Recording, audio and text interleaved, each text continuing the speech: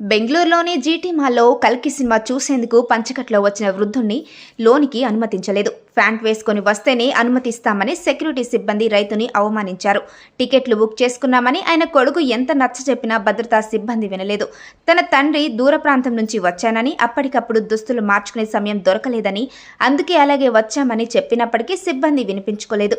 చేసేదేమీ లేక తండ్రి కొడుకులు వెనుదిరిగారు. ఘటనకు సంబంధించిన వీడియో నెట్టింట వైరల్గా మారింది. జీటీ మాల్ యాజమాన్యంపై నెటిజన్లు తీవ్ర స్థాయిలో మండిపడ్డారు.